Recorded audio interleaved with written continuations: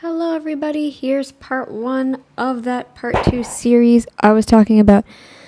I did not specify that, I might not have specified in that last video that it was part 1. The next day was going to be the part 1 of the part 2 series that I'm doing. But this is part 2, or this is part 1 of this, and part 2 will be coming out tomorrow, so it will be Thursday you're seeing this, so yes. Here we go. Here's part 1 of this 2-part series. I have him 1.2 or 1.5 speed because he's also unbearable. You've heard me say it, all disease begins in the gut. And so many of the foods we've been taught are part of a healthy diet, actually causing us to experience weight gain, uncomfortable digestion, brain fog, and other serious health issues. Because the truth is, many so-called healthy foods are actually loaded with sugar, unhealthy fats, GMOs, and worst of all, lectins. So today, I'm going to shed light on some of these gut-wrecking foods and why they should be avoided entirely. And no, I'm not going to tell you to write off every delicious food you've ever known and loved. In fact, when it comes to a lectin-free diet, there's absolutely no shortage of flavor or variety. There are plenty of delicious foods you can still enjoy guilt-free, and I'll share many of these with you today as well. But first, a quick reminder. What's a lectin anyway? Because understanding exactly why you're avoiding certain foods makes all the difference when it comes to finding success on the program. So first, the simple answer. Lectins are proteins found in plants. And these particular proteins help the plant ward off potential predators like insects, animals, and yes, humans. You see, plants were here. Yes, and gluten is also one of them. One of those things you want to avoid. I think all grains, by the way, are unhealthy, and he actually promotes eating grain. Yet he doesn't promote eating sugar, which what? First, and they really had it good before animals arrived. Nobody wanted to eat them. And when you consume lectins, they bind to the sugar residue on the outside of your cell membranes, similar to how barnacles cling to a boat. These barnacles can leave you feeling straight up lousy and eventually cause some serious health damage, which is why it's so important to avoid lectins. The good news is, by learning to decipher which foods work for you and not against you, you can transform your health. So let's talk about some of the foods you can find on my yes/no list. First things first, not all vegetables are lectin heavy. In fact, dark leafy greens like lettuces and beet greens, cruciferous veggies like broccoli, cabbage, and cauliflower, as well as mushrooms, leeks, and onions are some of the absolute best foods for you. No. Guess what else they have? Gundry. Guess what else they have? Oxalates. Yeah, and what do oxalates do? What do they do? Do you know what they do? Do you? I don't think you do. And by the way, I'm trying to readjust my mic because it's like, sorry. But you clearly don't know what oxalates do, buddy. You don't know what anti-nutrients are, and yeah, all those are full of that, by the way. And I encourage you to fill up on these foods each and every day. But other plant foods like beans, legumes, and nightshade No, that is a bowel burst waiting to happen. Vegetables are loaded with lectins and should be avoided whenever possible. In fact, nightshades are some of the worst foods for you on the planet, and they include some pretty popular veggies like bell peppers, eggplant, and yes, those are fruits. Do you really not know that? Do you really not know that? You're classing them as veggies? They're not veggies, they're fruits. Everybody's favorite, the tomato. Because while tomatoes may seem harmless, foods in the nightshade family contain some of the highest concentration of lectins. And I think when he says everybody's favorite is he also means ketchups and things like that too, because we use them in everything, like ketchups and sauces. So that's why he says that. And what's worse is they also contain another natural pesticide called glycoalkaloids, which attack your cell membranes. It's the reason why nightshades have been thought to control. Scratching an itch and I cut myself, I think. But, yeah. Don't eat those. And don't eat potatoes either, guys. Tubers. Contribute to digestive discomfort and other health issues. So by avoiding foods like beans, legumes, and nightshades, you'll also be supporting your health for years to come. But I get it. For some, this may be really hard to do. So if you absolutely must have these foods, you can do so by preparing them very carefully. This means first removing any and all skin and seeds. This is where most of those pesky lectins are hiding. Then you'll need to make sure you cook them using a pressure cooker, a cooking device that can reach really high temperatures and actually destroy most of the lectin content. Now, it won't get rid of the lectins entirely, but it will help to reduce them and make these foods slightly safer to eat. Okay, let's move on to our next lectin offender, grains. Although they may be delicious, most grains are just overflowing with lectins. So it's really best to nix them from your diet completely. This means steering clear of all traditional cereals, rice. Yeah. But you know what grains also have, and every single grain has them? Do you know what all grains have, Gundry? Do you? Gundry MD. Know what they have, Steven? Know what else they have? Starches. And what happens with the starches? They break down into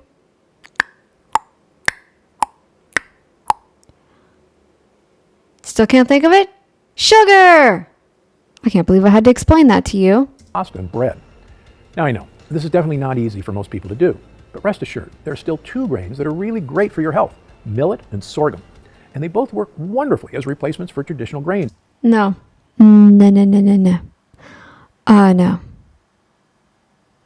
Grain is a grain is a grain is a grain. All sorts of lectin-free bread, dessert, and breakfast recipes. And no, you can't just pressure cook your grains, especially wheat and oats. I wish it took care of the lectin content, but I'm afraid it doesn't. Next up, nuts. Now, here's the deal with nuts. Not all nuts are created equal. In fact, some nuts aren't nuts at all. Some nuts, like cashews, are actually seeds, and they're full of lectins. And peanuts are really legumes, so you've got to... Aren't all nuts seeds? Aren't all grains seeds? Stay far away. But real nuts, like walnuts, macadamia nuts, Brazil nuts, and pistachios, are wonderful for your health. They're packed with healthy fats and beneficial fiber, and can be a great source of protein. Yuck. You don't need fiber. Nobody needs fiber. That's why we're getting so many problems. The mothers that are giving birth to the children, they're all stuffing down a bunch of salads and crap and eating so little meat that the children are they're being born as, I think that's the main theory as to why there are many more narcissistic people than usual, than there probably used to be. And even the diet of now, like, the older people are falling for it and they're eating it and they're becoming narcissists because the diet is not showing, like, it's not giving them the right fuel for their brain to be calm and one with people and accepting of others and respectful of others. Hence why that girl blocked me. Okay, so what about fruit? Well, here's the thing. While most fruit may not be loaded with lectins, fruit contains another health wrecker, sugar. So do grains. Gundry. So do grains. Hello.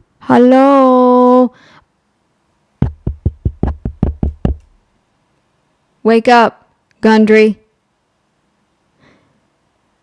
Grains have sugar too.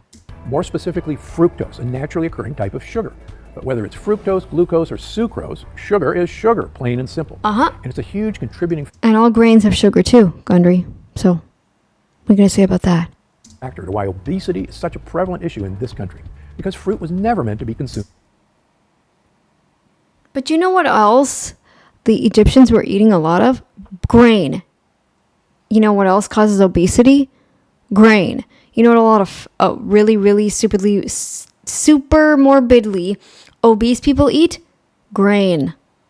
A lot of their stuff is grain. Breads, bagels, burgers. I mean burgers with the bun, by the way. Subs. Like those big burrito things, tacos. Yeah. But they're made with wheat. I'm sure sorghum and millet are no better. Birds can get fat off it. Surely we can too. Year-round. Back in the day, sweet flavors were only around during summer and fall. And ripe fruit tells the body to store fat for the winter. But now, due to modern agriculture and food storage advancement, you can get fresh fruit whenever you want it, regardless of the actual season. It's like we're living in an endless summer. Fruit, sweet treats, and sugar is I'm sure grain is the same there, buddy. available around the clock. Factor all this in, and it's easy to see why when it comes to eating fruit, our health pays the price. But there's good news. Not all fruit is created equal, and some fruit, when eaten in moderation and when only in season, can still be pretty good for us. Take berries, for example. Most berries, like raspberries and blueberries, have much less sugar than other fruits. Plus, they're full of good-for-you polyphenols. Green bananas. No, you don't need. Ew, and green bananas? Blah. Since when? Since when you gotta be insane to eat them like that? Everybody on the planet who eats green bananas, you're all insane. You're all insane. Like, just not like insane as in literally insane, but it's an insane thing to do. Is also an excellent choice as it has very Borderline. You're about to lose it. little sugar and tons of gut-healthy resistant starches. So, if you're really missing fruit, pick up some green Resistant bananas. starches. Oh, you believe that too. Holy crap. And he just started to say something else. Just completely blah. As it has very little sugar and tons of gut-healthy resistant starches. So, if you're really missing fruit, pick up some green bananas and toss them in a smoothie. Blah. Oh my God. Ugh. I cannot eat. Look, I've had bananas that weren't quite ripe yet. They were the most disgusting thing on the planet. I never liked them. My mom was like, have a banana or something. Back when I was like, before keto, I would eat a banana and I'd be like, yuck. Why is it so dang hard? It's still hard. And it's not hard, but it's like, it's still not to that point where it's ripe yet. And it's like not soft in my mouth yet. And it tastes horrible. Like, it's getting to the soft point, but it's not. It doesn't have that perfect medium sweetness. It's ugh. Or even use them to make healthy pancakes. Just make sure you toss them before they ripen and turn yellow. Fully ripe bananas are definite sugar bombs. And last, No, you can't stomach them when they're green like that. Who wants to eat them like that? They don't even taste like anything anymore. I wouldn't want them in my pancakes. You're insane. but definitely not least, the avocado. It's the one fruit you don't have to eat in moderation. In fact, I eat a ripe avocado just about every day, and I encourage you to do the same. Avocados hardly have any sugar, even when fully ripe. They smell weird too. I don't know why, but I found they smelled like mustard. Plus, they contain the perfect blend of healthy fats and soluble fiber to keep your gut bugs happy. We don't need to keep gut bugs happy if we're just eating meat only. Oh, but you don't like that, do you? So, when it comes to fruit, remember this. Fruit is nature's candy, and it's meant to be eaten only in moderation and only when in season. All right, let's move on to dairy. Now, you've probably been told your whole life that dairy is great for your health, especially when it comes to your bones, your brain, and your heart. But if you ask me, it's a bunch of baloney. You see, most American cow milk products contain a protein called casein A1. This pesky protein has been tied to numerous digestive and immune problems, including the infamous leaky gut. In fact, many people who think they're lactose intolerant are actually reacting to the casein A1, not the lactose. So does this mean you can't ever have yogurt, cheese, or cream in your coffee again? Fortunately, no. You don't have to give up completely on dairy. You might just have to pick the right dairy that doesn't have casein A1. One of my favorites is buffalo milk, which is used to make buffalo mozzarella in Italy. These days, there's a great brand right here in the US called Boof, which comes from grass-fed buffalo. Oh, I should look for that somewhere. That would be like, I definitely feel like it would be really expensive, but it'd probably be worth just the one-time buy. Ooh, that sounds like it'd be good, actually. If that's not your thing, there's always sheep and goat's milk products, which are available in most. I wonder if I can get sheep and goat's milk here. I definitely wouldn't be able to get it anywhere like Cow's Creamery or something, but I do wonder if I can find some sheep and goat's cheese or something. I'd really like to try it. Stock grocery stores. And if you're super attached to the taste of cow's milk, I've got good news. There's a product called A2 milk that doesn't have the casein A1 protein. It's closer to the cow's milk in southern Europe, or the milk that our ancestors drank. And if you want to avoid animal products entirely, coconut milk is your best option. You can ease.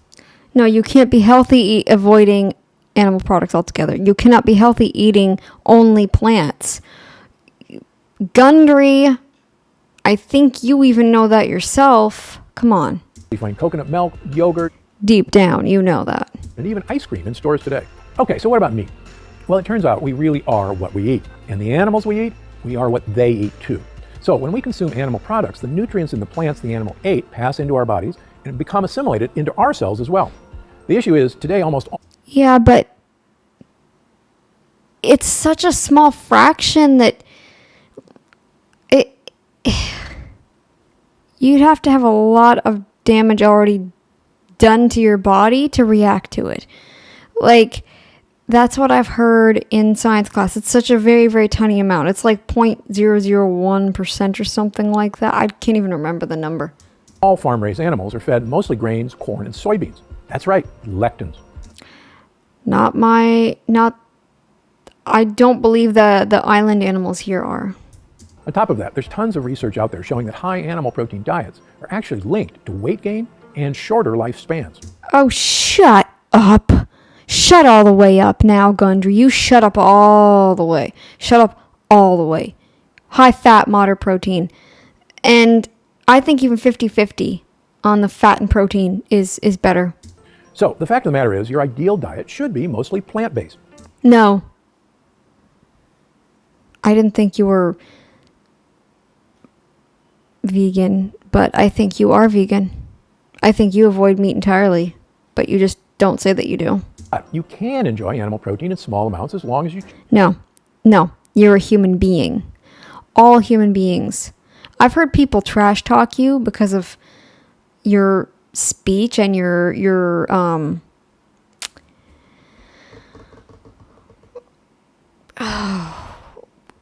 just, you don't look well. I've heard people say that. Don't know if that's true or not, but your speech is definitely way too slow for me to handle. So, I had to speed you up, buddy, and the plant products are not doing you any good. I'm sorry. Use the right kind. This means knowing how to decipher food labels and choosing lectin-free meats.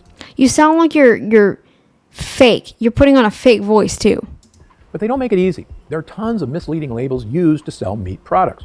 You know, terms like free range, 100% natural, and farm fresh. But really, all of those animals, even the ones labeled as organic or so-called grass-fed or free range, still contain troublesome lectins because they too are fed soy and corn. Maybe a little bit, but not as much as the commercial. I don't think commercial animals are the best to buy. I always try to buy island meat if I can. So here's what you need to know. Choose only products with labels that read... Plus, I'm not reacting to the meat that I'm eating. Not badly at all. Not badly at all. The only way I react is, that's yummy. I want more. Okay, now I'm full. I'm done. Pasture raised and 100% grass-fed and finished. When buying poultry products, pasture raised works great. But if we're in the market for other kinds of meat like beef, we need to make sure the product has both labels. And remember, even then, meat should only be consumed in moderation. So make sure you don't consume more than... No! What did we eat 100,000 years ago, Gundry, before agriculture? Do you think we had all of these plants year-round, Gundry? Before agriculture? Where's your head? Where's your head? I think it's up in space, trying to decipher the world around you from down below. Meat has made me more grounded, and I actually feel like I'm on Earth. So, 4 ounces in a given day. Instead, try to rely mostly on greens and lectin-free veggies. No, never. Don't ever do that. Do not ever do that, guys. Do not ever do that, because you will become anemic, diabetic, or not diabetic, but you'll become anemic. You'll become overly skinny. Like, you don't want to lose any fat. Like, you need the fat on you. Your hormones will just go, and then you'll feel like complete and total crap. Don't do it. Oh, and your stomach will be bye-bye. And for a full list of all my yes and no foods, click the link down in the description. You'll find it nearly impossible to go astray from such a diverse selection of delicious foods. Plus, once you've kicked all of the lectins out of your life, you'll likely never look back. Well, I'm not looking back when it comes to beans, especially on the daily. I don't eat beans. I might eat peanut butter here and there. Like, if it's in a little treat that I'm having, then I'll have some peanut butter. But that's it. That's all. So, that's it for this one. I'm going to record part 2 next, and I will see you very soon, guys. Bye.